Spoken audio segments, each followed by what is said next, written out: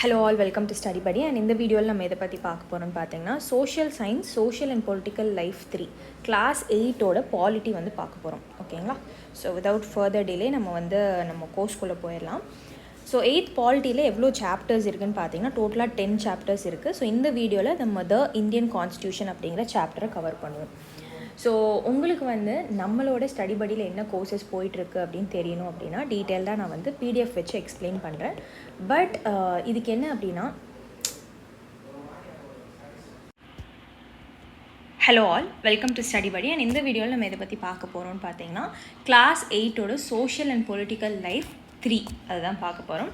So இந்த ஸ்பெசிஃபிக்கான புக்கில் like class 8ஓட புக்கில் எவ்வளோ சாப்டர்ஸ் இருக்குது அப்படின்னு பார்த்தீங்கன்னா that is chapter 1 to chapter 10 வரைக்கும் இருக்குது.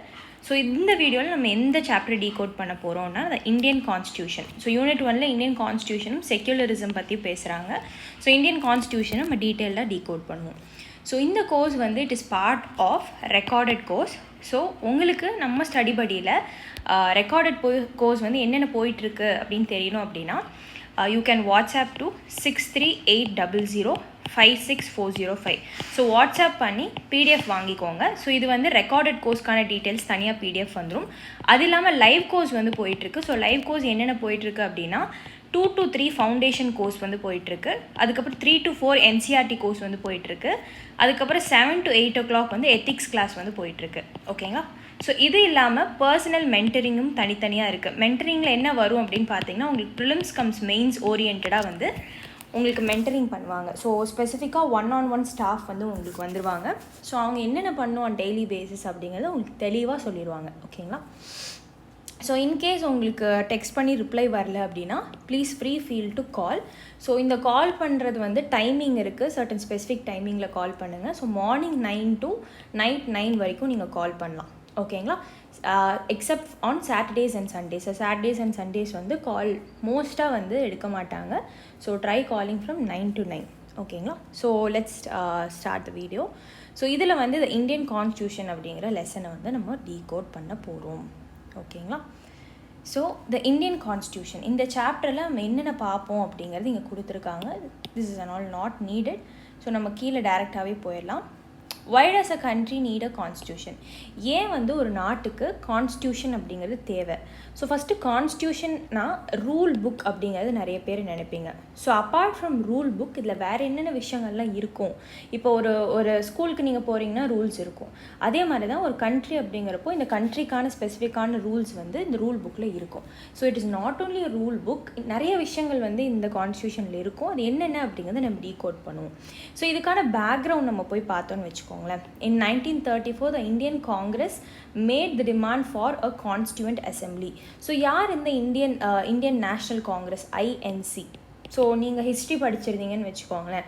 ஸோ இந்தியாவில் வந்து ஒரு கட்சி, இப்போ நம்ம எப்படி டிஎம்கே ஏடிஎம்கேன்னு தமிழ்நாட்டில் சொல்கிறோம், சென்டரில் வந்து காங்கிரஸ் அண்ட் தென் பிஜேபின்னு சொல்கிறோமோ அதே மாதிரி அந்த காலகட்டத்தில் வந்து ஐஎன்சி அப்படிங்கிற ஒரு கட்சி வந்து ஃபார்ம் ஆச்சு.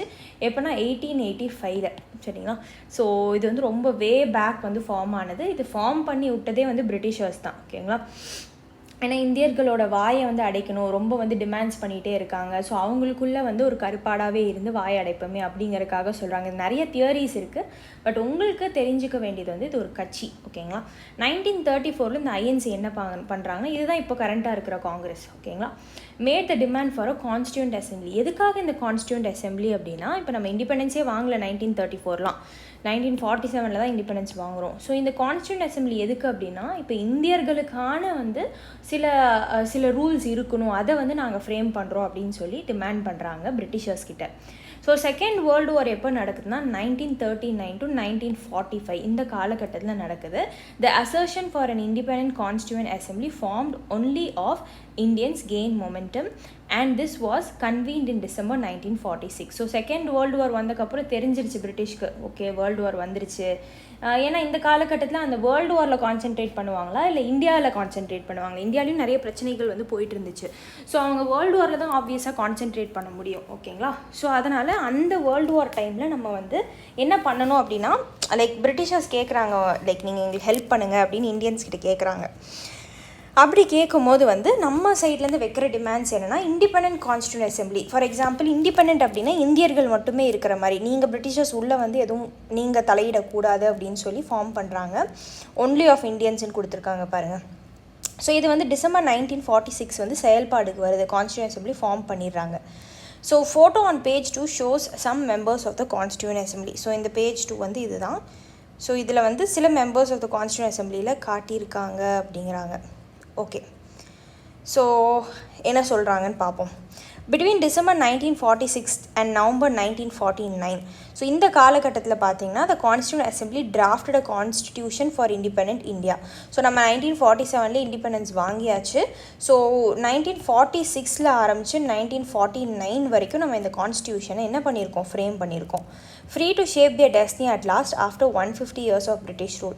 ஸோ 150 ஆண்டுகளாக என்ன ஆயிருக்கு அப்படின்னா பிரிட்டிஷ் வந்து இந்தியாவை ரூல் பண்ணிட்டு இருந்திருக்காங்க. ஸோ அதுலேருந்து நம்ம இப்போ ஃப்ரீ ஆகிட்டோம். So the members of the constituent assembly approached this task with the great idealism that the freedom struggle had helped produce.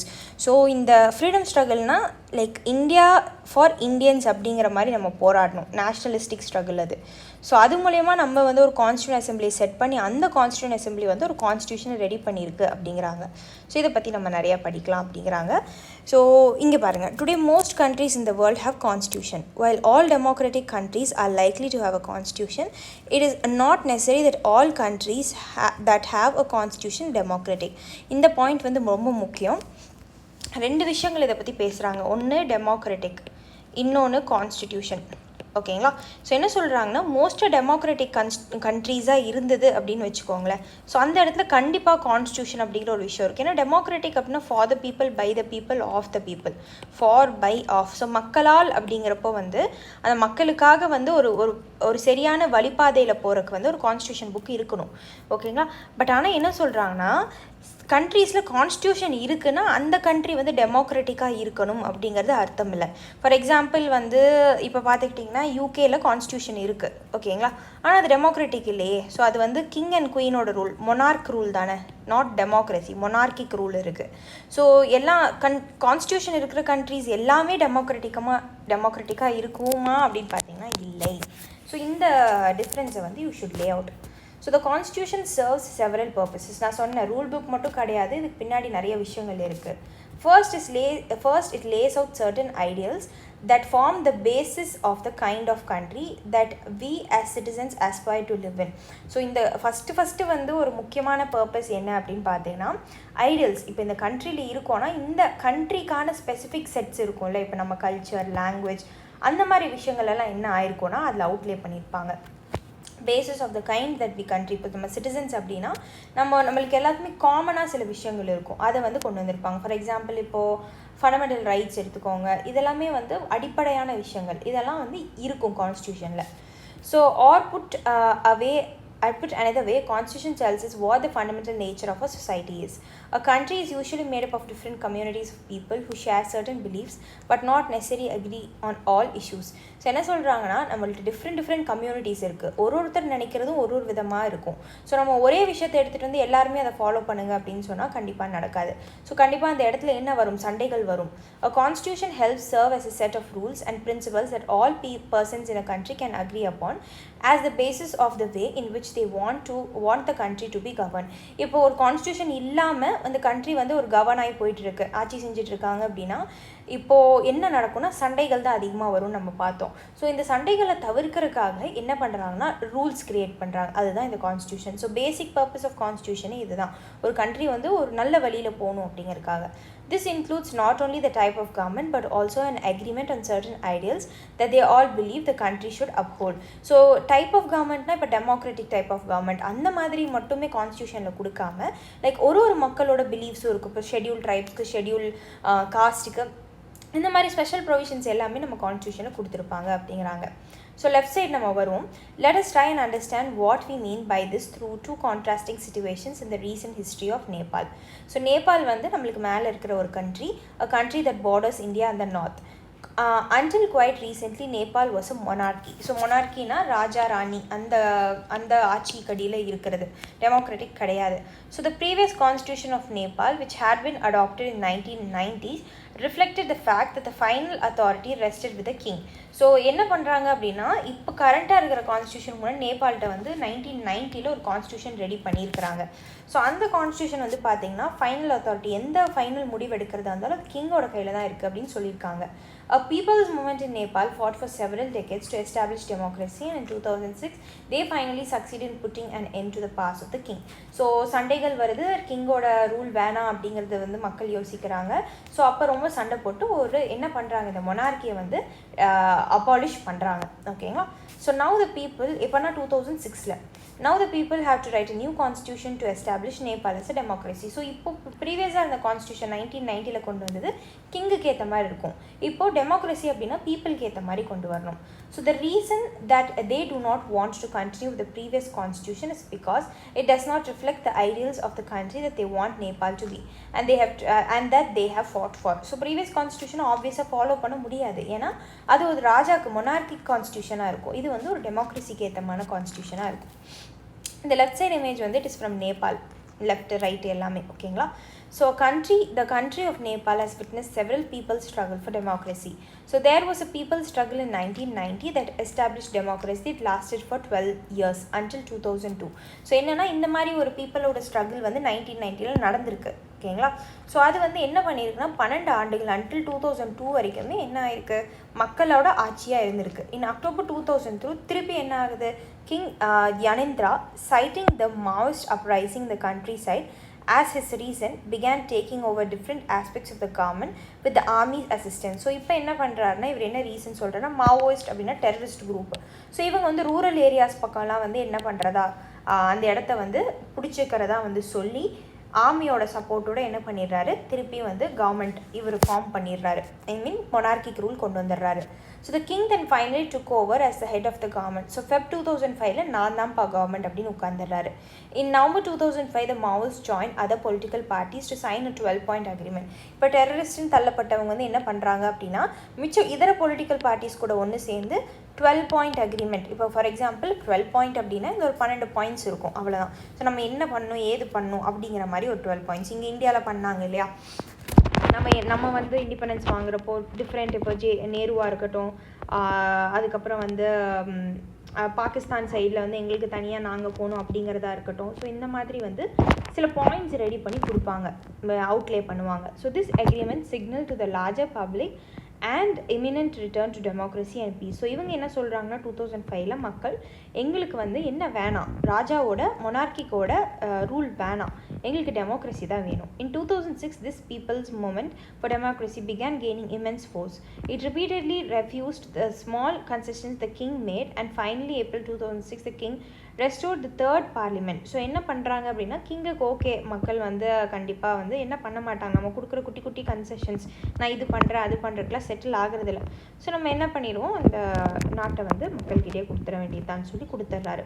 So 3வது பார்லிமெண்ட் வந்து ரெடி பண்ணுறாங்க and ask the political parties to form a government. So இந்த இடத்துல government நீங்கள் form பண்ணிக்கோங்கப்பான்னு சொல்கிறாங்க. In 2007 Nepal adopted and interim constitution. இன்டரிம்னா தற்காலிகமான, இப்போ ஒரு ஷார்ட் பீரியட் ஆஃப் டைமுக்கு ஒரு கான்ஸ்டியூஷன் ரெடி பண்ணி அதை வந்து பயன்பாடில் இருக்கும். ஓகேங்களா? The above photo show scenes for the people movement for the democracy 2006 வந்து எப்படி போராடினாங்க அப்படிங்கிறது காட்டுறாங்க. ஓகேங்களா? Next, as in the game of football in which a change in the constitutive rules will change the game altogether, Nepal, by moving from a monarchy to democratic government, needs to change all its constitutive rules in order to usher a new society. This is why the people of Nepal are in process of writing a new constitution for the country. The caption alongside elaborates Nepal's struggle for democracy. So என்ன சொல்கிறாங்க அப்படின்னா, இப்போ புதுசாக நான் ஒரு மொனார்க்கியிலேருந்து ஒரு democratic form of கவர்மெண்ட்டுக்கு வரணும் அப்படின்னா எல்லாத்தையுமே மாற்றணும், இந்த சொசைட்டிக்கு தேவையான அத்தனை விஷயங்களையுமே மாற்றணும். So first you start from the constitution, புது கான்ஸ்டியூஷன் உருவாக்கணும் அப்படிங்கிறாங்க. So the second important purpose of the constitution is to define the nature of a country's political system. For example, இப்போ நம்ம வந்து ஒரு எலெக்ஷன் சிஸ்டம் ஃபாலோ பண்ணுறோம். Central government இருக்குது, state governments இருக்குது, லோக்கல் கவர்மெண்ட்ஸ் இருக்குது.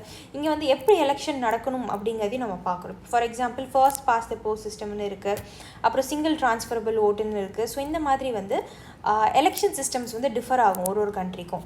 ஸோ அந்த பொலிட்டிக்கல் சிஸ்டம் எப்படி இருக்கணும் அப்படிங்கிறத வந்து இவங்க டிசைட் பண்ணி அதை கான்ஸ்டியூஷனுக்குள்ளே போடணும். For example, Nepal's earlier constitution stated that the country was to be rule by the king and is council of ministers. So இதுக்கு முன்னாடி இந்த கான்ஸ்டியூஷனில் வந்து கிங்கும் கவுன்சில் ஆஃப் மினிஸ்டர்ஸ் மட்டும் தான் ரூல் பண்ணுவாங்க அப்படிங்கிற மாதிரி எழுதியிருக்காங்க.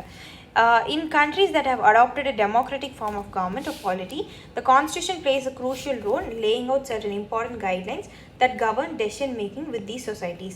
ஸோ இப்போ நம்ம டெமோக்ரஸி அப்படின்னா நம்ம டெமோக்ரஸியில் நம்ம கான்ஸ்டியூஷனுக்குள்ளே நம்ம எந்த விதமான சென்ட்ரல் கவர்மெண்ட் எப்படி ஸ்டேட் கவர்மெண்ட் எப்படி லோக்கல் கவர்மெண்ட் ஃபார்ம் பண்ணும் அப்படிங்கிறது கொடுத்துருக்காங்க. அதே மாதிரி தான் அவங்களும் வந்து என்ன பண்ணணும், அவுட்லே பண்ணணும்.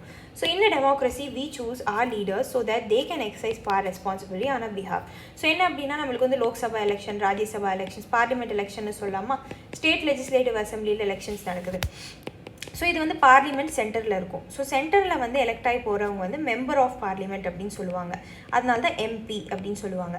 இப்போ ஸ்டேட் கவர்மெண்ட் எடுத்துக்கிட்டிங்கன்னா ஸ்டேட் லெஜிஸ்லேட்டிவ் அசம்பிளிஸில் எலெக்ஷன்ஸ் நடக்கும். ஸோ இந்த ஸ்டேட் லெஜிஸ்லேட்டிவ் அசம்பிளிஸில் நடக்கும்போது அப்படி வின் ஆகி போகிறவங்க வந்து member of legislative assembly or MLAs அப்படின்னு நம்ம சொல்லுவோம். கரெக்டுங்களா? ஸோ இந்த எலெக்ஷனில் வந்து என்ன நடக்குது, மக்கள் வந்து ஓட் போட்டு இவங்களை என்ன பண்ணுறாங்க, இவங்களை வந்து வின் பண்ண வைக்கிறாங்க. ஸோ இவங்க வந்து நம்மளோட ரெப்ரசன்டேட்டிவ். ஸோ நம்மளோட ரெப்ரசன்டேட்டிவ்னா மக்களோட ரெப்ரசன்டேட்டிவ். அவ்வளோதான், இதுதான் நடக்கும். ஆன் ஆர் பிஹாஃபில் தான் அவங்க அங்கே போகிறாங்க. However, there is always the possibility that these leaders might misuse their authority and the constitution usually provides safeguards against this. So in case வந்து ஒரு கான்ஸ்டியூஷன் இல்லை அப்படின்னா என்ன நடக்கும்னா, அவங்களோட பவர் யூஸ் பண்ணி எம்எல்ஏஸ் எம்பிஸ்லாம் வந்து இஷ்டத்துக்கு பவர் எக்ஸசைஸ் பண்ணலாம் அப்படிங்கிறப்போ என்ன வேணாலும் பண்ணுவாங்க. ஸோ அதை செக் பண்ணுறதுக்கு தான் நம்ம கான்ஸ்டியூஷனில் நீங்கள் இதை தான் பண்ணணும், இதெல்லாம் பண்ணக்கூடாதுன்னு கொடுத்துருக்கணும். அப்படி தான் கொடுத்துருக்கு இந்தியன் கான்ஸ்டியூஷனில். So this misuse of authority can result in gross injustice as demonstrated in the classroom situation below. ஸோ நீங்கள் இந்த கிளாஸ் ரூம் சிச்சுவேஷனை படித்து பார்த்துக்கோங்க. இட் வில் லைக் ஒரு சாதாரணமான கதை தான். ஸோ படித்து பார்த்துக்கோங்க எப்படி பவரை மிஸ்யூஸ் பண்ணுறாங்க அப்படின்னு. So in democratic societies, the constitution often lays down rules that guard against the misuse of power by a political leaders. So என்ன சொல்கிறாங்கன்னா, ஒரு டெமோக்ராட்டிக்கான நாடு இருக்குது, for the people, by the people, of the பீப்புள்னு இருக்குது அப்படின்னா கான்ஸ்டியூஷன் அப்படிங்கிறது இந்த மிஸ்யூஸ் ஆஃப் பவர்லேருந்து நம்மளை காப்பாற்றும் அப்படிங்கிறாங்க. So in the case of Indian constitution, about which you will read more in this chapter, many of these laws are contained in the section on fundamental rights. Fundamental rights என்னென்னா ஒரு அடிப்படை rights. So இந்த அடிப்படையான rights வந்து பார்த்துக்கிட்டிங்கன்னா ஒரு மனிதருக்கும் வந்து கொடுக்கப்படும் அப்படின்னு சொல்லியிருப்பாங்க. ஸோ வேறு எவனாவது வந்து நம்மளோட ரைட்ஸை வந்து ஏதாவது பண்ணா அப்படின்னா நம்ம டேரெக்டாக சுப்ரீம் கோர்ட்கே போகலாம் அப்படின்னு சொல்கிறாங்க. Do you recall the chapter on Dalit writer Om Prakash Valmiki experience from class 6 book? போன வருஷத்து புக்கு வந்து ஞாபகம் இருக்கா? In this chapter we talked about discrimination Om Prakash faced when he was a Dalit. So ஒரு SC கம்யூனிட்டியில் சார்ந்த ஒருத்தர் வந்து என்ன பண்ணுறாங்க, டிஸ்கிரிமினேட், தாழ்த்தி பேசுகிறாங்க. You read about how the Indian Constitution guarantees the right to equality to all persons and says that no citizen can be discriminated on the grounds of religion, race, caste, gender or place of birth. So என்ன நடக்குது அப்படின்னா, நம்ம கான்ஸ்டியூஷனுக்குள்ளே fundamental rights அப்படின்னு ஒரு பகுதி இருக்குது. ஓகேங்களா? அந்த பகுதியில் ஆர்டிகல் 14ன்னு சொல்லுவாங்க. இதை நோட் பண்ணிக்கோங்க. ஆர்டிகல் 14க்குள்ளே ரைட் டு ஈக்குவாலிட்டி அப்படிங்கிற ஒரு விஷயத்தை பற்றி பேசுகிறாங்க. ஓகேங்களா? இந்த ரைட் டு ஈக்குவாலிட்டியில் என்ன கிடைக்கிது அப்படின்னு பார்த்தீங்கன்னா, யாரையும் நீங்கள் வந்து தாழ்த்தி பேசக்கூடாது. எல்லாருமே இந்த இந்தியாவுக்குள்ள எந்த சிட்டிசனுமே வந்து மேலே கீழே கிடையாது. ஸோ எந்த சிட்டிசனையுமே நீங்கள் டிஸ்கிரிமினேட் பண்ணக்கூடாது. எதை வச்சு? இதுதான் உங்களுக்கு 1 மார்க்கில் கேட்பாங்க. So religion, race, caste, sex, gender and place of birth, இதை வச்சு வந்து யாருமே டிஸ்கிரிமினேட் பண்ணக்கூடாது. So the right to equality is one of the fundamental rights guaranteed by the Indian Constitution. So நம்ம இந்தியன் கான்ஸ்டியூஷனுக்குள்ளேயே ரைட் டு ஈக்குவாலிட்டி அப்படிங்கிற ஒரு விஷயம் fundamental rights அப்படிங்கிற ஒரு சப்ஹெட்டிங்கில் கொடுத்து என்ன பண்ணுறாங்க, நம்மளுக்கு அதுக்கான பாதுகாப்பை அளிச்சிடுறாங்க அப்படிங்கிறாங்க. So another important function that a constitution plays in a democracy is to ensure that the dominant group does not use its power against other less powerful people or groups. So என்ன சொல்கிறாங்க அப்படின்னா, dominant group அப்படின்னு வச்சுக்கோங்களேன். இப்போ வந்து இந்தியாவில் வந்து Hindus அதிகமாக இருக்காங்க. ஸோ இப்போ இந்த இடத்துல வந்து பார்த்திங்கன்னா கிறிஸ்டியன்ஸ் வந்து மைனாரிட்டி. ஸோ இந்த அதிகமாக இருக்கிற குரூப், மெஜாரிட்டியாக இருக்கிற குரூப் வந்து கம்மியாக இருக்கிற குரூப்பை அழுத்திடக்கூடாது, டாமினேட் பண்ணிடக்கூடாது. அப்படிங்கிறதுக்காகவும் என்ன பண்ணுறாங்க, நம்ம கான்ஸ்டியூஷனில் இம்பார்ட்டன்ட் சேஃப்கார்ட்ஸ் வந்து இந்த குரூப்புக்கு கொடுத்துருக்காங்க. ஓகேங்களா? யாரெல்லாம் மைனாரிட்டியாக இருக்காங்களோ அவங்களுக்கு. Such unhealthy situations can occur in democratic societies too, where a majority can continuously enforce decisions that excludes minority and go against their interest. As the above storyboard illustrates, every society is prone to this tyranny of the majority. So கண்டிப்பாக மெஜாரிட்டியாக இருக்காங்க, அந்த இடத்துல நடக்கும். The constitution usually contains rules that ensures the minorities are not excluded from anything that is routinely available to the majority. So majority இப்போ இந்த இடத்துல 10 பேர் இருக்காங்க, இந்த இடத்துல 2 பேர் தான் இருக்கிறாங்க அப்படின்னா இவங்க மெஜாரிட்டி இவங்க மைனாரிட்டி. இந்த மெஜாரிட்டி மட்டுமே வந்து எல்லா விஷயங்களும் கிடைச்சி எல்லா விஷயங்களும் பண்ணுற மாதிரி இருக்கக்கூடாது, இவங்களுக்கும் கிடைக்கணும். ஸோ அதுதான் நம்ம கான்ஸ்டியூஷனில் கொடுக்குறாங்க. Another reason why we have a constitution is precisely to prevent this tyranny or domination by the majority of a minority. This can refer to one community dominating other, that is intercommunity domination, or members of one community dominating others within the same community, intra-community domination. ரொம்ப முக்கியம், 2 வகையான domination கூடாது அப்படிங்கிறாங்க நம்ம கான்ஸ்டியூஷனில். Inter அப்படின்னா ஒரு community to இன்னொரு community. For example இங்கே வந்து ஹிந்துஸ் முஸ்லிம்ஸ்ன்னு இருக்காங்கன்னு வச்சுக்கோங்களேன், இது வந்து இன்டர் கம்யூனிட்டி. இன்ட்ரா அப்படின்னா ஹிந்துஸ்குள்ளேயே நிறையா வந்து ஜாதிஸ் அந்த மாதிரிலாம் நிறையா இருக்குது. ஸோ இவங்களுக்குள்ளேயே இவங்க வந்து தாழ்த்தி டாமினேட் பண்ணி பேசிக்கிறதும் கூடாது. ஸோ ரெண்டுமே வந்து கூடாது அப்படிங்கிறத நம்ம கான்ஸ்டியூஷனில் சொல்லியிருக்காங்க. ஓகேங்களா? So the third significant reason why we need a constitution is to save us from ourselves. This may sound strange, but what is meant by this is that we might at times feel strongly about an issue that might go against our larger interests, and the constitution helps us guard against this. Look at the storyboard below to understand this better. So என்ன சொல்கிறாங்கன்னா, நம்மளை காப்பாற்றிக்கிறதுக்காக நம்மளுக்கு வந்து ஒரு constitution வந்து தேவைப்படுது. So இங்கே கீழே எக்ஸாம்பிள் என்ன கொடுத்துருக்காங்கன்னா, Shabnam is in a fix, she has a decision to make. I have 2 chapters left to revise for tomorrow's test, but it's time for my favorite TV program. I'm dying to watch it. But if I do not do that, I won't have time to finish my revision. So if I do that, Shabnam, why are you looking so worried? I want to watch this TV program, but I have test tomorrow. If you all watch TV, I will also want to watch. I have an idea. What if no one watches TV tonight? Then I may not be tempted. So இவன் என்ன சொல்கிறா அப்படின்னா, நீங்களும் TV பார்க்கல, நானும் TV பார்க்க மாட்டேன், என் வேலையை நான் முடிச்சுப்பேன்ல அப்படிங்கிறாங்க. Similarly, the constitution helps to protect us against certain decisions that we might take that could have an adverse effect on the larger principles that the country believes in. இப்போ நான் ஒரு விஷயம் நம்புவேன், ஏன்னா சுற்றியே இருக்கிறவங்க வந்து வேறு விஷயங்களை நம்புவாங்க. ஸோ என்னோட விஷயத்தை போய் அவங்கக்கிட்ட நான் திணிக்கக்கூடாது. ஓகேங்களா? அதுலேருந்து நம்ம கான்ஸ்டியூஷன் நம்மளை ப்ரொடெக்ட் பண்ணுது. For example, it is possible that many people who live in a democracy might come to strongly feel that politics has become so acrimonious that we need a strong dictator to set this right. So என்ன நடக்குதுன்னா, இப்போது இந்த பார்ட்டியும் எனக்கு பிடிக்கல, அந்த பார்ட்டியும் எனக்கு பிடிக்கல, நானாக ஆட்சிக்கு வந்தால் மட்டும்தான், தனிப்பட்டு நான் ஆட்சிக்கு வந்தால் மட்டும்தான் இந்த நாட்டை என்னால் திருத்த முடியும் அப்படின்னு சொல்லி சம்டைம்ஸ் வந்து டிக்டேட்டர்ஷிப் ரூல் மாதிரி, எப்படி ஹிட்லர் வந்தார் இல்லையா, அந்த மாதிரி வந்து ஆயிடக்கூடாது. ஓகேங்களா? So swept by this emotion, they may not realize that in the long run, dictatorial rule goes against their interest. A good constitution does not allow these whims to change its basic nature. It does not allow for the easy overthrow of provisions that guarantee rights of citizens and protect their freedom. So என்ன சொல்கிறாங்க அப்படின்னா, இப்போ in case வந்து constitution ஒன்று இல்லைன்னு வச்சுக்கோங்களேன், இங்கே இருக்கிற கவர்மெண்ட் எல்லாத்தையும் தூக்கி எறிஞ்சிட்டு நான் என்ன பண்ணுவேன்னா, நான் தான் இனிமேல் வந்து ஆட்சி செய்ய போகிறேன்னு வந்து உட்காந்துருவேன். ஸோ ஒரு நல்ல கான்ஸ்டியூஷன் இருந்தது அப்படின்னா இந்த கவர்மெண்ட்டை தூக்கி எறியதை ரொம்ப கஷ்டமான ஒரு டாஸ்க்காக மாற்றி வச்சிரும். ஓகேங்களா? இப்போ ஈஸியாக வந்து ஒரு மினிஸ்டரையோ ஒரு எம்பியோ எம்எல்ஏவோ உங்களால் ரிமூவ் பண்ணிட முடியாது. அதுக்குன்னு சர்டன் ப்ரொவிஷன்ஸ் இருக்குது நம்ம கான்ஸ்டியூஷனில், ஒரு செட் ஆஃப் ரூல்ஸ் இருக்குது. ஸோ அந்த ரூல்ஸை வச்சு பண்ணால் மட்டும்தான் ஒருத்தவங்களை ரிமூவ் பண்ண முடியும்னு இருக்குது. அப்படி நீங்கள் அதையும் தப்பாக பண்ணிட்டீங்கன்னா ஒரு ஜுடிஷியல் சிஸ்டம் இருக்குது, ஜுடிஷியரிக்கு சுப்ரீம் கோர்ட்டுக்கோ ஹை கோர்ட்டுக்கோ போயிடலாம். ஸோ இந்த மாதிரி ஒரு இன்டெகிரேட்டட் சிஸ்டம் இருக்கிறனால தான் என்ன ஆகுதுன்னா, ஈஸியாக வந்து ஒரு விஷயத்தை உங்களால் தூக்கி வீசிட முடியாது. அதுதான் நம்ம கான்ஸ்டியூஷன் நம்மளுக்கு ப்ரொவைட் பண்ணுறது. ஓகேங்களா?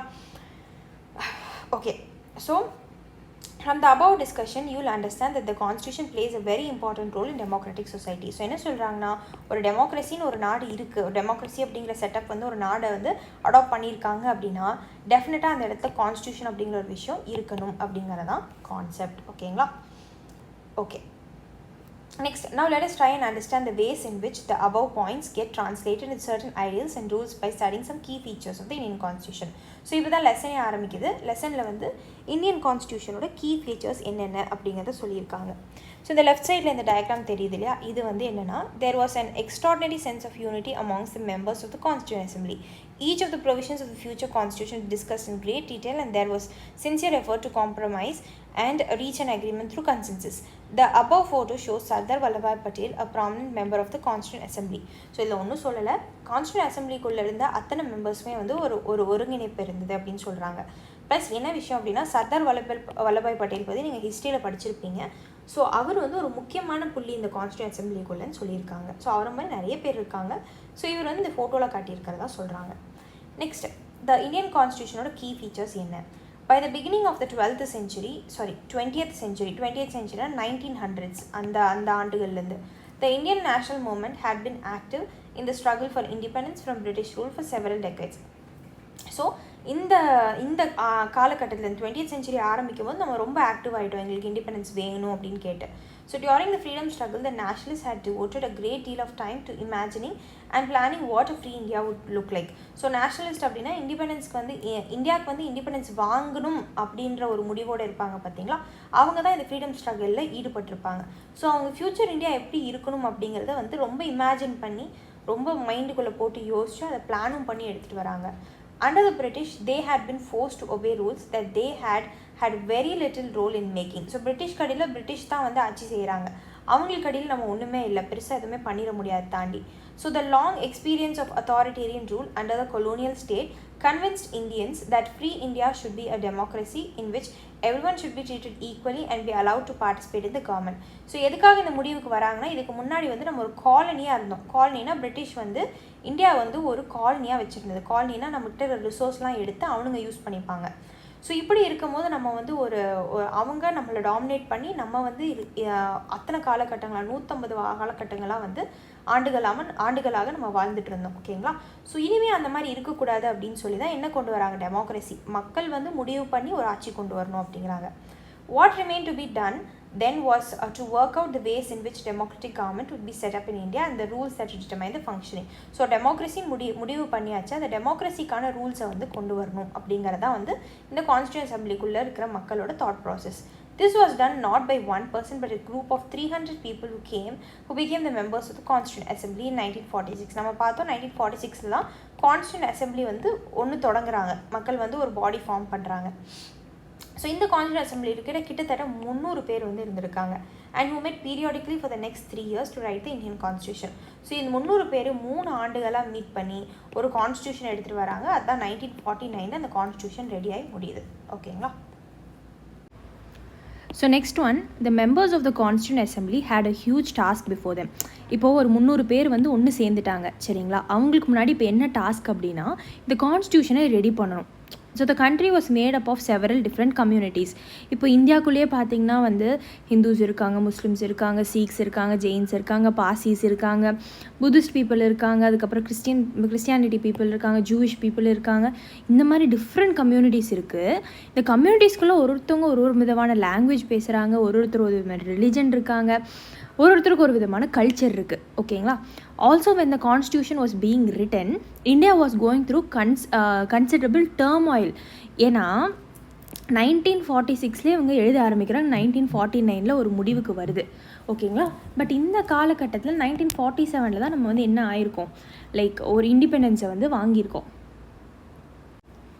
ஸோ இப்போ கான்ஸ்டியூஷன் எழுதும் போதும் இந்த காலகட்டத்தில் வந்து பாகிஸ்தான் போகிறதா, இந்தியா போகிறதா, பங்களாதேஷ் போகிறதா அப்படிங்கிற மாதிரி மக்களுக்குள்ளேயே வந்து ஒரு கன்ஃபியூஷன் இருந்தது.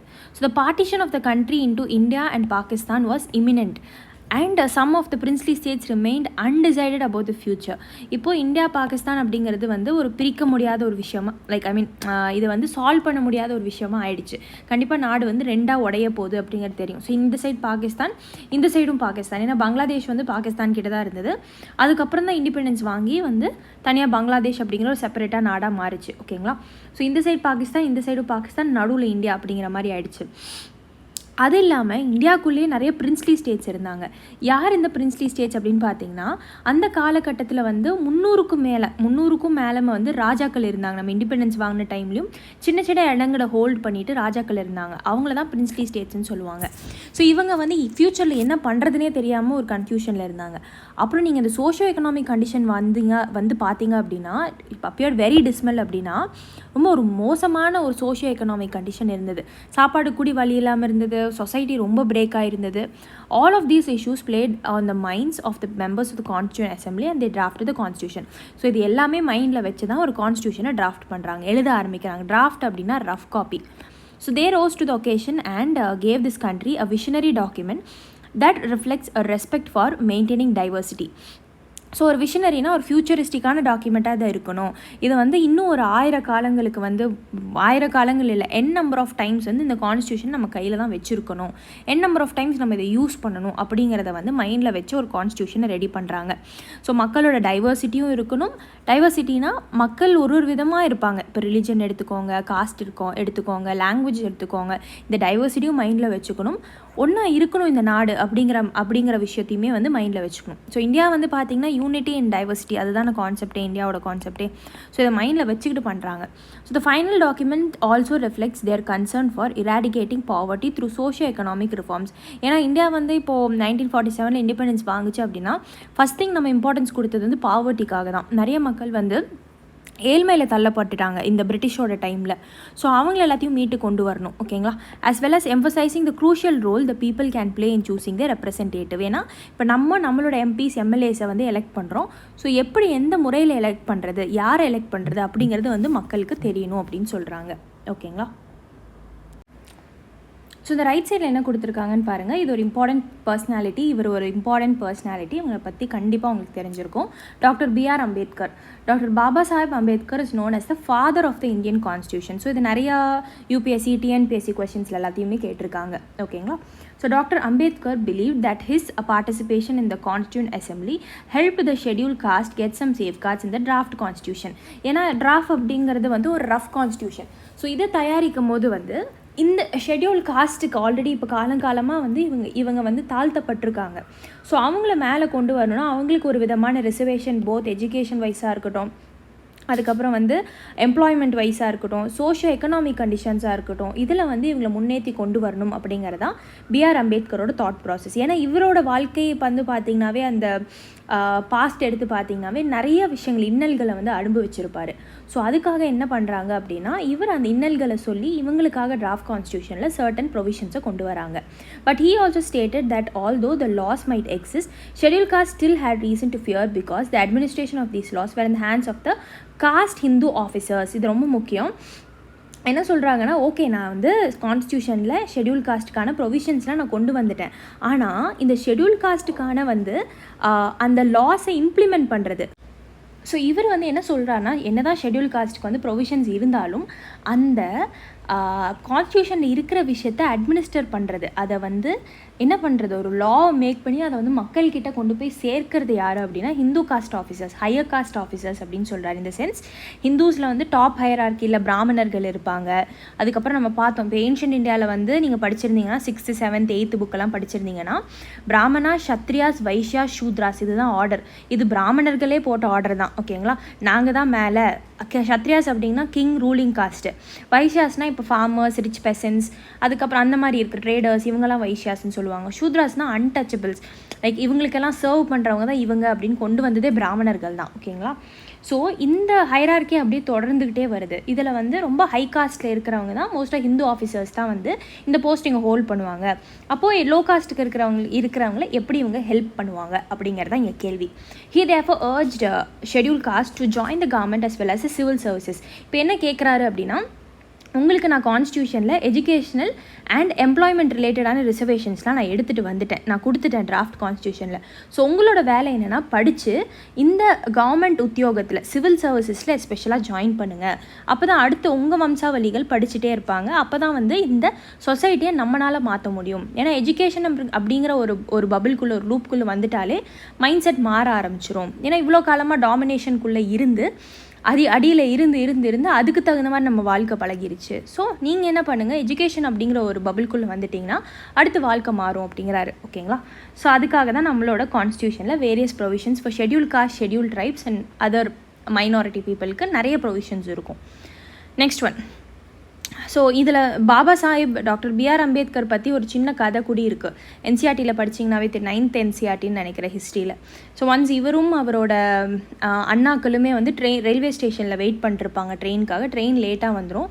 அப்போ வந்து அந்த ட்ரெயினில் ஃப்ளாக் வந்து ஆட்டுவார் பார்த்தீங்களா, அவர் கேட்பார் லைக் எந்த ஊர், நீங்கள் ரொம்ப வெல் ஆஃபாக இருக்கீங்க, உங்கள் ட்ரெஸ் எல்லாம் நல்லா அணிஞ்சிருக்கீங்க அப்படின்னு கேட்டேனே. அடுத்து வந்து இவங்க லேட் ஆயிரும் போல், இங்கே தங்குறதுக்கு ஏதாவது இடம் இருக்கான்னு கேட்டு அந்த குதிரை வண்டிகள்லாம் நிற்கும் இல்லையா, அங்கே போய் கேட்பாங்க, இந்த மாதிரி எங்களை ஏதாவது ஒரு தங்குற விடுதி மாதிரி இருந்ததுன்னா அங்கே ட்ராப் பண்ணுறீங்களான்னு கேட்டு.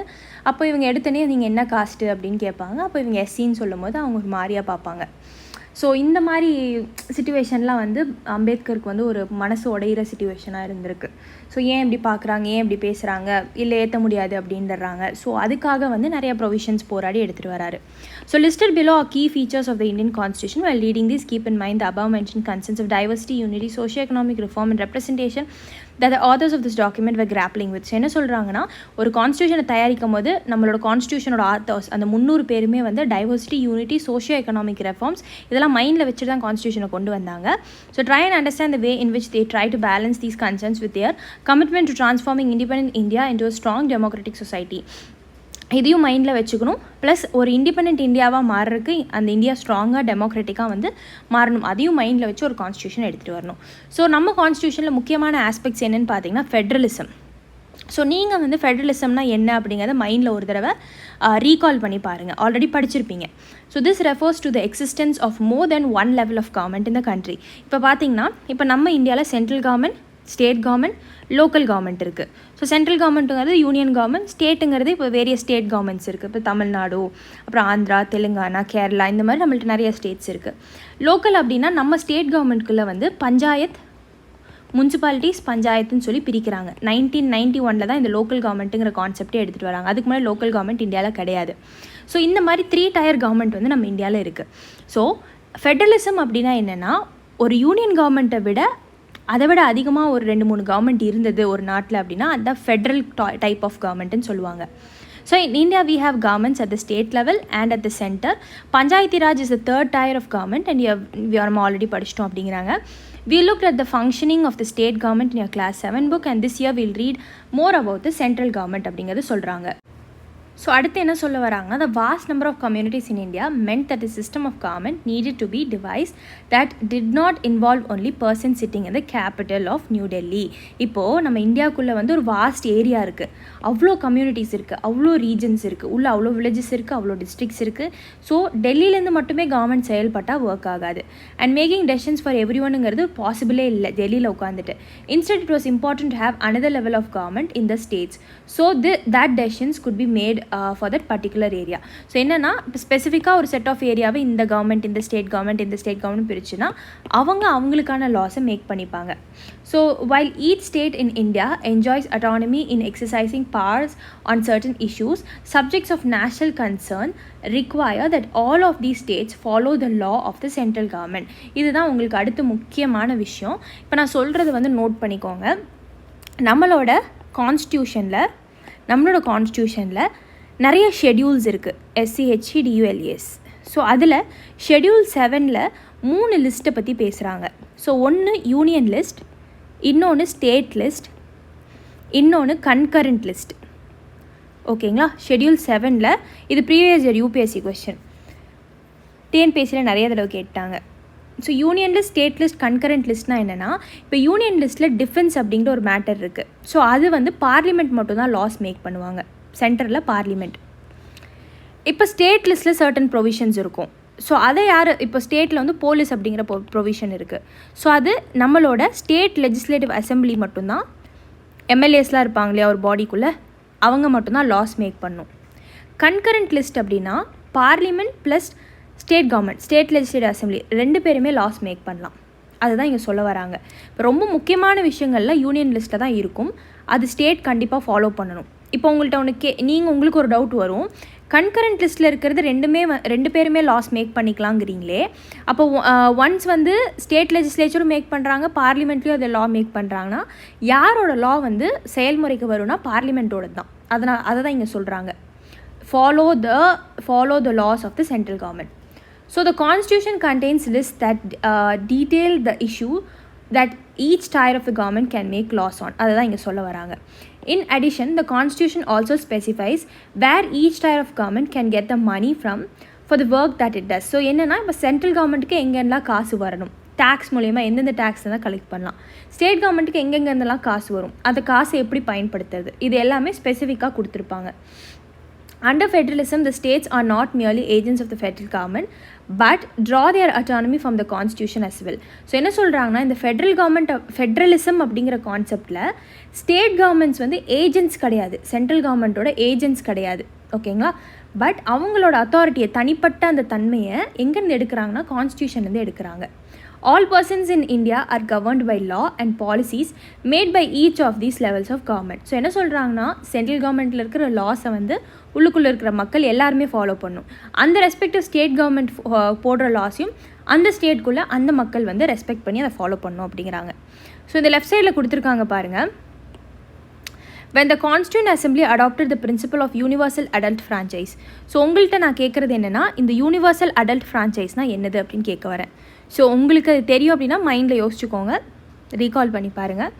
ஸோ யூனிவர்சல் அடல்ட் ஃப்ரான்ச்சைஸ் அப்படின்னா என்னென்னா, ஒரு மனிதன் 18 வயசுக்கு வந்துட்டான் அப்படின்னா, ஒரு மனிதன் 18 வயசுக்கு வந்துட்டான்னா அவனுக்கு ஓட் போடுற தன்மை உண்டு, ஓட்டிங் பண்ண ஆரம்பிக்கலாம். இதுக்கு முன்னாடி வந்து அது 21 வயசாக இருந்தது, லேட்டர் அது 18 வயசுக்காக மாற்றிட்டாங்க. ஸோ இதுதான் வந்து யூனிவர்சல் அடல்ட் ஃப்ரான்ச்சைஸ்ன்னு சொல்லுவாங்க, franchise. So Shri A.K. Iyer, a member, remarked that this was done with an abundant faith in the common man.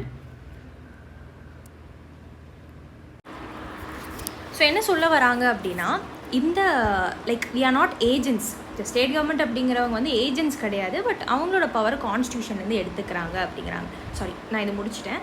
Next இந்த யூனிவர்சல் அடல்ட் ஃப்ரான்ச்சைஸ் அப்படின்னா உங்களுக்கு நான் சொல்லிட்டேன். Sri A.K. Iyer, member, remarked that this was done with an abundant faith in the common man and the ultimate success of democratic rule and in the full belief that the introduction of democratic government on the base of adult suffrage will bring enlightenment and promote the well-being, the standard of life, the comfort and the decent living of common man. இப்போது என்ன சொல்ல வர்றாருன்னு, Sri A.K. Iyer அப்படிங்கிறது அந்த 300 members பார்த்தோம் இல்லையா constituent அசம்பிளிக்குள்ளே இருக்குன்னு, அந்த 300 மெம்பரில் வந்து ஒருத்தவங்க இவங்க என்ன சொல்கிறாங்க அப்படின்னா, இந்த மாதிரி ஒரு முடிவு வந்து ஒரு நல்ல ஒரு முடிவு, யூனிவர்சல் அடல்ட் ஃப்ரான்ச்சைஸ் கொடுக்கணும் அப்படிங்கிறது வந்து ரொம்ப நல்ல முடிவு.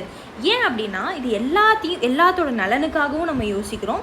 மக்களோட ஸ்டாண்டர்ட், இப்போ நான் இந்த கவர்மெண்ட்டுக்கு வந்து ஃபார் எக்ஸாம்பிள் இப்போ ஏன் இதை கொண்டு வராங்கன்னா, இப்போ நம்ம பிரிட்டிஷ் கடியில் இருந்தப்போ ரொம்ப சில மக்களுக்கு மட்டும்தான் ஓட்டு போடுற தகுதி இருந்தது. யார் அந்த சில மக்கள்னால், ரொம்ப ரிச்சான பீப்புள், எஜுகேட்டடான பீப்புள், ப்ராப்பர்ட்டி வச்சுருக்கிற பீப்புள், விமனுக்கு கிடையாது, மென் மட்டும்தான் அப்படிங்கிற மாதிரி சில கண்டிஷன்ஸ் இருந்தது.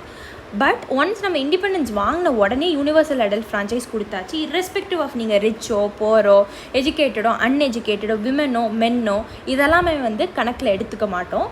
நம்ம எடுத்துக்கிறது வந்து 18 வயசு நீங்கள் தொட்டுட்டிங்களா, நீங்கள் ஓட் போட ஆரம்பிச்சிடலாம், உங்கள் கவர்மெண்ட்டை நீங்கள் சூஸ் பண்ணிக்கலாம். இது எதுக்கு அப்படின்னா, அப்போ தான் எல்லாத்தோட ஸ்டாண்டர்ட் ஆஃப் லைஃபும் இன்க்ரீஸ் ஆகும். ஏன்னா இப்போ ரிச் மட்டுமே ஓட்டு போட்டான் அப்படின்னா அவன் மட்டுமே ரிச் ஆகிட்டே இருப்பான். போர் ஓட்டு போட முடியாதுன்னா அவன் ஒன்றுமே பண்ண முடியும், போராகவே தான் இருக்கணும். ஸோ அதுக்காக தான் யூனிவர்சல் அடல்ட் கொண்டு வராங்க, அடல்ட் ஃப்ரான்ச்சைஸ். அந்த decent living of the common மேன்காகும். ஓகேங்களா. நெக்ஸ்ட் இம்பார்ட்டன்ட் கான்செப்ட் வந்து பார்லிமெண்ட்ரி ஃபார்ம் ஆஃப் கவர்மெண்ட். இப்போது என்ன கான்செப்ட்னா, ஃபஸ்ட் நம்ம பார்த்தோம், நம்ம கான்ஸ்டியூஷனில் கீ ஃபீச்சர்ஸ் வந்து ஒன்று ஃபெட்ரலிசம், நம்ம ஃபெட்ரலிசம்ங்கிற கான்செப்ட் கொண்டு வந்துட்டோம். நெக்ஸ்ட் பார்லிமெண்ட்ரி ஃபார்ம் ஆஃப் கவர்மெண்ட்னா இதுக்கு ஆப்போசிட்டாக இப்போ என்ன இருக்கும், இதுக்கு ஆப்போசிட்டாக வந்து பிரசிடென்ஷியல் ஃபார்ம் ஆஃப் கவர்மெண்ட். ஓகேங்களா. ஃபார் எக்ஸாம்பிள் யூஎஸ்லாம் எடுத்துக்கிட்டிங்க அப்படின்னா பிரசிடென்ஷியல் ஃபார்ம் ஆஃப் கவர்மெண்ட். இப்போ இந்தியா யூகேலாம் எடுத்துக்கிட்டிங்க அப்படின்னா பார்லிமெண்ட்ரி ஃபார்ம் ஆஃப் கவர்மெண்ட். ஏன்னா யூகே தான் நம்மளை ரூல் பண்ணிகிட்டு இருந்தாங்க பிரிட்டிஷர்ஸ். ஸோ அதனால் நம்மளுமே வந்து அந்த பார்லிமெண்ட்ரி ஃபார்ம் ஆஃப் கவர்மெண்ட்டே வந்து எடுத்துகிட்டு வந்துட்டோம். ஏன்னா அப்படி தான் நம்மளை ஆட்சி செஞ்சாங்க பிரிட்டிஷர்ஸ். ஸோ அதே வழியிலே நம்ம வந்துட்டோம். So the different tiers of government that you just read about consist of representatives who are elected by the people. இப்போ நம்ம சென்ட்ரல் கவர்மெண்ட், ஸ்டேட் கவர்மெண்ட் பார்த்தோம், அதில் எம்பிஸ் இருப்பாங்க, எம்எல்ஏஸ் இருப்பாங்க, இவங்க தான் கவர்மெண்ட் ஃபார்ம் பண்ணுவாங்க. So your class 7 book began with the story of Kanta who was standing in line to vote during an election. So இந்த 7 bookல பார்த்தீங்கன்னா ஒருத்தர் எலெக்ஷனில் வந்து ஓட் பண்ணுறதுக்காக லைனில் நிற்கிறாரு. The Constitution of India guarantees universal adult suffrage for all citizens. நம்ம பார்த்தோம் எல்லாருமே ஓட் போடலான்னு. When they were making the constitution, the members of the Constituent Assembly felt that the freedom struggle had prepared the masses for universal adult suffrage. ஏன்னா நம்ம freedom struggle அப்போவே வந்து universal adult சஃப்ரேஜுங்கிற concept எல்லாருமே வந்து vote போடலாம் அப்படிங்கிற கான்செப்ட்டுக்கு வந்துட்டோம், அந்த மைண்ட் செட்டுக்கு. ஏன்னா இதுக்காக தனியாக ஒரு தடவை போராடி அதுக்காக வந்து நாடு வந்து கெட்டு போய் அதுக்காக சண்டைகள் சச்சரவுக்குன்னு வரக்கூடாது, முன்னாடி அதை கொண்டு வந்துட்டாங்க. this would help encourage a democratic mindset. So அப்போ தான் டெமோக்ரஸி வந்து அப்ஹோல்ட் ஆகும், யூனிவர்சல் அடல்ட் சஃப்ரேஜ் கொடுத்தா மட்டும்தான். And break the clutches of traditional caste. So இப்போ வந்து நம்ம யூனிவர்சல் சஃப்ரேஜ் கொண்டு வரல. யூனிவர்சல் அப்படின்னா எல்லாருமே ஒன்று தான். அப்படி கொண்டு வரலனா இந்த caste, class, rich or poor, காஸ்ட்னா டிஃப்ரெண்ட் காஸ்ட்டில் இருப்பாங்க, கிளாஸ்னா rich or poor, and gender hierarchies, male or female, இந்த ஒரு பிரிவு பாகுபாடு இருந்துக்கிட்டே இருந்திருக்கும் நம்ம இது கொண்டு வரலனா. This means that the people of India have a direct role in electing their representatives. நம்ம representatives நம்ம elect பண்ணிக்கலாம். Also every citizen of the country irrespective of a social background can also contest in election. நம்ம vote பண்ணுறது மட்டும் இல்லாமல் எலெக்ஷனுக்கு கூடயுமே வந்து நிற்கலாம். ஓகேங்களா? So these representatives R accountable to the people. ஏன்னா மக்களால் மட்டும்தான் அவங்க ரெப்ரசன்டேட்டிவ்ஸ் வந்து எலெக்ட் ஆகுறாங்க. இப்போ எம்எல்ஏ நம்ம வந்து சூஸ் பண்ணுறோன்னா நம்ம தான் வந்து அவர் எலெக்ட் பண்ணி அங்கே கொண்டு வந்து உட்கார வைக்கிறோம். ஸோ அவர் வந்து நம்மளுக்கு அக்கௌண்டபிள், நம்மளுக்கு வந்து பதில் சொல்லணும். So you'll read more about why representation is crucial to democracy. திருப்பி படிக்கலாம் அப்படிங்கிறாங்க. நெக்ஸ்ட் கான்செப்ட் வந்து கீ கான்செப்ட் ஆஃப் நம்ம கான்ஸ்டியூஷன் செப்பரேஷன் ஆஃப் பவர். இதுதான் இருக்கிறதுலே ரொம்ப முக்கியமான கான்செப்ட். ஏன்னா நிறையா மெயின்ஸ் கொஸ்டின்ஸில் வந்து செப்பரேஷன் ஆஃப் பவர், நிறைய ப்ரிலிம்ஸ் கொஸ்டினில் செப்பரேஷன் ஆஃப் பவர் வந்து கேட்டிருக்காங்க. இதை நான் முடிஞ்சால் நான் வந்து இந்த வீடியோவோட முடிவில் அந்த ப்ரீவியஸ் இயர் கொஸ்டின்ஸை அட்டாச் பண்ண ட்ரை பண்ணுறேன். ஓகேங்களா? So according to the constitution there are 3 organs of the state. இப்போ ஸ்டேட்டுன்னு நீங்கள் எடுத்துக்கிட்டிங்கன்னா, ஸ்டேட் அப்படின்னா இங்கே ஸ்டேட் கவர்மெண்ட் கிடையாது, ஒரு முழு நேஷனை தான் ஸ்டேட் அப்படிங்கிறாங்க. ஸோ ஒரு நாட்டுக்கு வந்து பார்த்திங்கன்னா 3 ஆர்கன்ஸ் வந்து ரொம்ப முக்கியம். ஒன்று லெஜிஸ்லேச்சர், இன்னொன்று எக்ஸிக்யூட்டிவ், இன்னொன்று ஜுடிஷியரி. ஓகேங்களா? ஸோ இந்த கோர்ட்டு தான் ஜுடிஷியரிங்கிறாங்க. அந்த லெஜிஸ்லேச்சர் கொண்டு வர லாஸை மக்களுக்கு இம்ப்ளிமெண்ட் பண்ணுறவங்க தான் எக்ஸிக்யூட்டிவ்ஸ். லைக் பிரசிடென்ட்லாம் எக்ஸிக்யூட்டிவ். ஓகேங்களா? ஸோ இந்த 3 பாடி ரொம்ப ரொம்ப முக்கியம். So the legislature refers to our elected representative. So லெஜிஸ்லேச்சரில் பார்த்தீங்கன்னா எலெக்டட் எம்பிஸ் இருப்பாங்க, எம்எல்ஏஸ் இருப்பாங்க. இவங்க எல்லாமே எலெக்டடான மக்கள். So the executive is a smaller group of people who are responsible for implementing laws running by the government. So இந்த MPs MLA கொண்டு வர லாஸ், ஏன்னா லெஜிஸ்லேச்சரில் பார்லிமெண்ட்லேயும் ஸ்டேட் லெஜிஸ்லேட்டிவ் அசம்பிளிலையும் என்ன கொண்டு வராங்க, லாஸ் வந்து கொண்டு வராங்க. அந்த லாஸை வந்து மக்கள்கிட்ட கொண்டு போய் சேர்க்கிறது யாருன்னா இந்த எக்ஸிக்யூட்டிவ்ஸ். ஓகேங்களா? ஸோ த ஜுடிஷியரி நம்ம பார்த்தோம், திருப்பி படிக்கலாம் அப்படிங்கிறாங்க. இட்ஸ் சிஸ்டம் ஆஃப் கோர்ட்ஸ் இந்த கண்ட்ரி. இப்போ சுப்ரீம் கோர்ட் இருக்குது, ஹை கோர்ட் இருக்குது, அதுக்கப்புறம் அது கீழே வேரிய சபார்டினேட் கோர்ட்ஸ் இருக்குது, டிஸ்ட்ரிக்ட் கோர்ட்ஸ் இருக்குது, இந்த மாதிரி நிறைய கோர்ட்ஸ் இருக்குது. ஸோ இதுதான் வந்து நம்மளோட judicial system. So in order to prevent the misuse of power by any one branch of the state, the constitution says that each of these organ should exercise different powers. So என்ன சொல்கிறாங்கன்னா, இவங்களுக்கு ஒரு லெஜிஸ்லேச்சருக்கு ஒரு power, எக்ஸிக்யூட்டிவ்க்கு ஒரு power, ஜுடிஷியரிக்கு ஒரு power. இவன் power வந்து over use பண்ணானா இவன் செக் பண்ணுவான், இவனும் பவர் ஓவர் யூஸ் பண்ணானா இவன் செக் பண்ணுவான். ஸோ இந்த மாதிரி இந்த கான்செப்ட் தான் செக்ஸ் அண்ட் பேலன்சஸ்ன்னு சொல்லுவாங்க.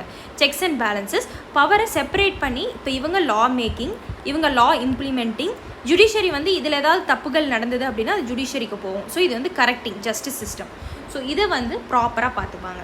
So through this each organ acts as check on the other organ of the state and this ensures the balance of the power between all the 3. So 3 பேருமே வந்து பேலன்ஸ்டாக இருக்கணும் அப்படிங்கிறக்காக தான் இந்த செப்பரேஷன் ஆஃப் பவர்ஸ் அப்படிங்கிற கான்செப்டை கொண்டு வராங்க.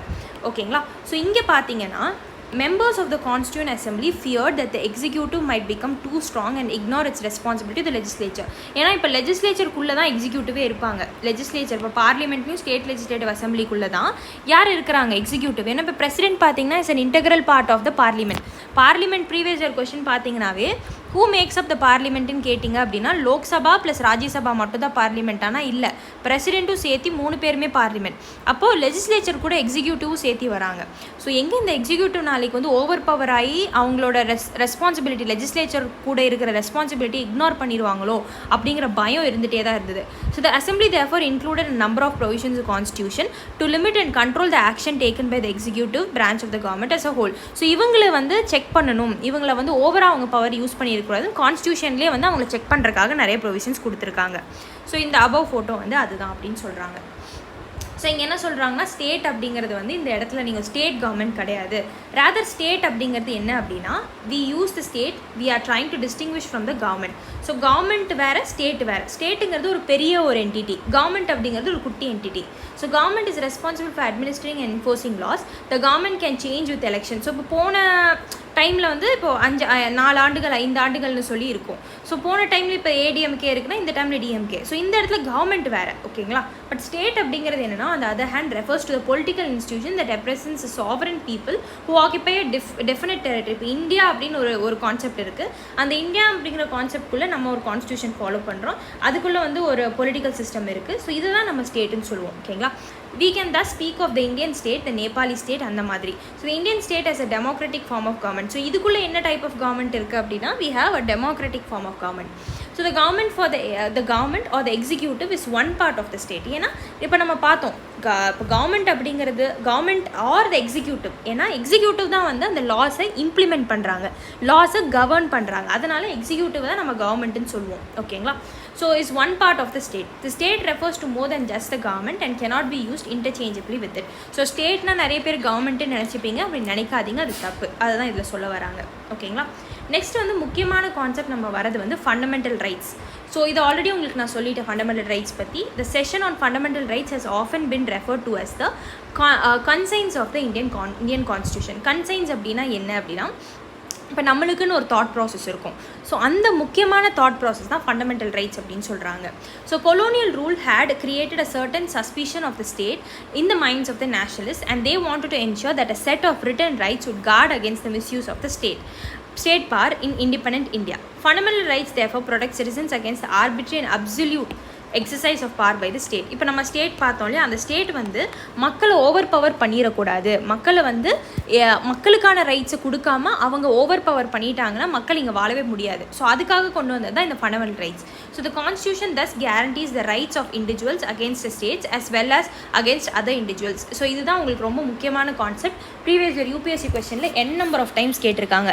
ஸோ இந்த ஃபண்டமெண்டல் ரைட்ஸ் அப்படிங்கிறது யாரை ப்ரொடெக்ட் பண்ணுறதுக்காக கொண்டு வந்தாங்கன்னா, ஒரு தனிப்பட்ட மனிதனை ப்ரொடெக்ட் பண்ணுறதுக்காகவும் கொண்டு வந்தாங்க. யார்கிட்ட இருந்துன்னா இந்த ஸ்டேட் அப்படிங்கிறவங்க கிட்டேருந்து. அது இல்லாமல் ஒரு தனிப்பட்ட இண்டிவிஜுவல் இன்னொரு மனிதன் கிட்ட இருந்தும் காப்பாற்றிக்கிறதுக்காகவும் இந்த ஃபண்டமெண்டல் ரைட்ஸ் கொண்டு வராங்க. ஸோ இந்த ஃபண்டமெண்டல் ரைட்ஸ் என்னென்ன அப்படிங்கிறது இங்கே என்லிஸ்ட் ஆகிருக்கு பாருங்கள். So right to equality, right to freedom, right against exploitation, right to freedom of religion, cultural educational rights, right to constitutional remedies. இது எல்லாமே நம்மளோட ஃபண்டமெண்டல் ரைட்ஸ்குள்ளே இருக்குதுன்னு சொல்ல வராங்க. ஓகேங்களா? ஸோ இந்த ஃபண்டமெண்டல் ரைட்ஸ்குள்ளே என்னென்ன இருக்குது அப்படிங்கிறத நம்ம வருவோம், இது வரைக்கும் முடிச்சுட்டு வருவோம். Moreover, the various minority communities also expressed the need for constitution to include rights that would protect their group. இப்போ மைனாரிட்டி, இப்போ கிறிஸ்டியன்ஸ் இருக்காங்க, முஸ்லிம்ஸ் இருக்காங்க, இப்போ ஜெயின்ஸ் இருக்காங்க, புத்திஸ்ட் பீப்புள் இருக்காங்க அப்படின்னா, இப்போ இதில் வந்து மெஜாரிட்டி யார், மைனாரிட்டி யார் அப்படிங்கிறது நம்ம பார்க்கணும். எவ்வளோ மைனாரிட்டி அப்படிங்கிறது ரீஜன் டு ரீஜன் டிஃபர் ஆகும். இப்போ வந்து தமிழ்நாட்டில் இவங்க மைனாரிட்டியாக இருக்கலாம், அதே இன்னொரு ஸ்டேட்டில் போனோம்னா அதே பீப்புள் மெஜாரிட்டியாக இருப்பாங்க. ஸோ மைனாரிட்டி இடத்துக்கு மாறும். ஓகேங்களா?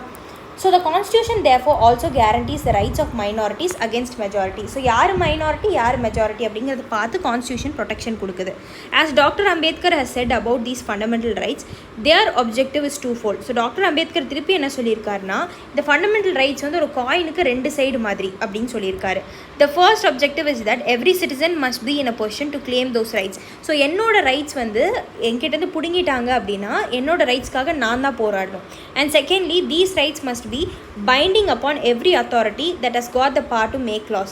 ஸோ அது மட்டும் இல்லாமல் இப்போ for example fundamental rights, right to equality அங்கே என்ஷூர் ஆகலை அப்படின்னா அதை என்ஷூர் ஆக வைக்கணும். ஃபார் எக்ஸாம்பிள் இப்போது ஈக்குவாலிட்டி இல்லாமல் ஒரு சொசைட்டியில் வந்து அன்ஈக்குவலாக நடந்துகிட்ருக்குன்னு வச்சுக்கோங்க. ஒருத்தன் இன்னொருத்தனை வந்து டாமினேட் பண்ணுறான் அப்படின்னா அந்த இடத்துல வந்து அது தப்பு. பிகாஸ் இது பைண்டிங் அப்படின்னா இப்போ இன்கேஸ் வந்து என்னோட இந்த பைண்டிங் மீனிங் என்னென்னா, என்னோட ரைட்ஸ் வந்து அந்த இடத்துல என்கிட்டேருந்து பிடுங்கிட்டாங்க அப்படின்னா நான் சுப்ரீம் கோர்ட்டுக்கு இல்லைனா ஹை கோர்ட்டுக்கு போகலாம்.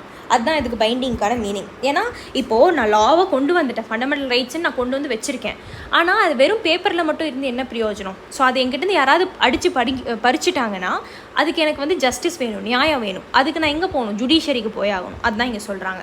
ஸோ டூ ஃபோல்ட் அப்படின்னா, ஃபர்ஸ்ட் ஆஃப் ஆல் எவ்ரி சிட்டிசனுக்கு வந்து இந்த ரைட்ஸை பற்றி தெரியணும், இந்த ரைட்ஸை கிளைம் பண்ணணும். இது என்னோட ரைட்ஸு, இது நான் இப்படி தான் இருப்பேன், ஈக்குவாலிட்டியா, ஃப்ரீடமா, அதுக்கப்புறம் வந்து எக்ஸ்ப்ளாய்டேஷன், என்னை வந்து யாரும் எக்ஸ்ப்ளாய்ட் பண்ணக்கூடாது. அப்புறம் வந்து இதை நான் சொல்கிறேன் பாருங்கள், அடுத்து ஒன்று வரும். என்னோட எந்த ரிலிஜன் வேணாலும் நான் ஃபாலோ பண்ணலாம். இதில் வந்து எவனாவது வந்து நீ இந்த ரிலிஜன் ஃபாலோ பண்ணக்கூடாது, நீ இதுதான் பண்ணணும் அப்படின்லாம் சொன்னான்னா அவனை வந்து நான் சுப்ரீம் கோர்ட்டுக்கு இழுத்துட்டு போகலாம். ஓகேங்களா? So in addition to fundamental rights, the constitution also has a section called directive principle of state policy. இதுவும் ப்ரீவியஸ் இயர் UPSC கொஸ்டினில் வருஷம் கொஸ்டின் பேப்பரில் இருக்கும். ஓகேங்களா? DPSPன்னு சொல்லுவாங்க, DPSP. This session was designed by the members of the Constituent Assembly to ensure greater social and economic reform and to serve as a guide to the independent Indian state to institute laws and policies that help reduce the poverty of the masses. So இது எதுக்கு DPSP கொண்டு வராங்க அப்படின்னா, first கேஸில் நம்ம ஸ்டேட்டுன்னு இருக்குது பார்த்தீங்களா, state அப்படிங்கிறது உங்களுக்கு நான் சொன்னேன் ஃபுல்லாக ஒரு இந்தியன் என்டிட்டியே வரும். ஸோ இந்த ஸ்டேட் வந்து நம்மளோட மக்களை எப்படி பார்த்துக்கணும். ஸோ இப்போ நம்ம ஸ்கூலுக்கு போகிறோன்னா ஃபர்ஸ்ட் டே ஆஃப் ஸ்கூல் என்னென்ன பண்ணணும், டைம் டேபிள் கொடுத்துருப்பாங்க, இதெல்லாம் பண்ணணும். அதே மாதிரி தான் இது வந்து நம்மளோட ஸ்டேட்டுக்கு, இந்தியன் ஸ்டேட்டுக்கு வந்து ஒரு டைம் டேபிள் மாதிரி நீங்கள் என்னென்னலாம் பண்ணலாம், இந்த மக்களை வந்து நல்ல விதமாக நீங்கள் வச்சுக்கலாம் அப்படிங்கிறதுக்கான ஒரு ப்ரொவிஷன் தான் DPSP, directive principle of state policy. So இந்த ஃபண்டமெண்டல் ரைட்ஸ்க்கும் டிபிஎஸ்பிக்கும் என்ன வித்தியாசம் அப்படின்னா, ஃபண்டமெண்டல் ரைட்ஸ்குள்ளே வந்து மக்களை பாதுகாப்பு பண்ணுறாங்க, இண்டிவிஜுவலோட ரைட்ஸை பாதுகாப்பு பண்ணுறது. டிபிஎஸ்பியில் வந்து ஸ்டேட் மக்களை எப்படி பாதுகாப்பாக வச்சுருக்கிறது, இந்த சென்ஸ் வந்து அவங்களை எப்படி நல்லா வச்சுக்கிறது அப்படின்னு சொல்கிற ப்ரொவிஷன்ஸ் தான் டிபிஎஸ்பி. ஸோ இந்த லெஃப்ட் சைடில் வந்தீங்க அப்படின்னா right to equality. So all persons are equal before the law. This means that all persons shall be equally protected by the laws of the country. எல்லா மக்களுமே இந்த லாக்கு முன்னாடி ஒன்று தான், எல்லாரையுமே இந்த லா ஒரே மாதிரி தான் ட்ரீட் பண்ணும், ப்ரொடெக்ட் பண்ணும். It also states that no citizen can be discriminated against on the basis of their religion, sex or caste. So யாரையுமே நீங்கள் வந்து தாழ்த்தி பேசக்கூடாது அவங்க ரிலிஜனோ காஸ்ட்டோ செக்ஸோ வச்சு. So every person has access to all public places. So எல்லாருமே வந்து எந்த பப்ளிக் பிளேசஸ்க்கு வேணாலும் போகலாம், ப்ளே கிரவுண்ட்ஸ், ஹோட்டல், ஷாப்ஸ், இது எல்லாமே. ஸோ நீ வந்து இந்த ட்ரெஸ் போட்டிருக்க இங்கே வரக்கூடாது அப்படிங்கிற மாதிரிலாம் சொல்லக்கூடாது. The state cannot discriminate against any one in matters of employment. So வேலை வாய்ப்பில் வந்து எந்த டிஸ்கிரிமினேஷனும் பண்ணக்கூடாது. ஸோ இந்த கான்செப்டை தெளிவாக மைண்டில் வச்சுக்கோங்க. ப்ரீவியஸ் இயர் கொஸ்டின்ஸ் அத்தனையும் நீங்கள் பார்க்கணும், ஓகேங்களா? So but there are exceptions to this that you'll read. இதுக்குன்னு சொல்லி சர்டன் எக்ஸப்ஷன்ஸும் இருக்குது, அதுவும் நம்ம பார்ப்போம். The practice of untouchability has also been abolished. So இதுக்குன்னு தனியாக ஆர்டிகல்ஸ் இருக்குது. இப்போ ரைட் டு ஈக்குவாலிட்டியில் ஆர்டிகல் 14 ஆர்டிகல் 18 வரைக்கும் ரைட் டு ஈக்குவாலிட்டி பற்றி பேசுது, ஓகேங்களா? ஸோ அதில் வந்து அன்டச்சபிலிட்டி எந்த ஆர்டிக்கலில் பேசியிருக்காங்க. ஸோ ஒருத்தரை வந்து இந்த தீண்டாமை அப்படிங்கிற விஷயம் இருக்குது இல்லையா, நான் இவங்களை தொடமாட்டேன், இவங்களை பார்க்க மாட்டேன், அதுதான் அன்டச்சபிலிட்டி. ஸோ இதை அபாலிஷ் பண்ணிட்டாங்க. இதை வந்து நீங்கள் ப்ராக்டிஸ் பண்ணீங்க அப்படின்னா உங்களுக்கு வந்து தண்டனை கொடுக்கப்படும். ஸோ இது வந்து எந்த ஆர்டிக்கலில் சொல்லியிருக்காங்க அப்படிங்கிறத ப்ரீவியஸ் இயர் கொஸ்டின் ஆர்டிகல் 17 சொல்லியிருக்காங்க. Next right to freedom. This includes the right to freedom of speech and expression, the right to form association. So என்ன வேணாலும் நான் பேசலாம் அப்படிங்கிற மாதிரி ஸ்பீச் அண்ட் எக்ஸ்பிரஷன், அதுக்குன்னு என்ன வேணாலும் பேசிடக்கூடாது அப்படின்ற எக்ஸப்ஷன்ஸும் இருக்குது.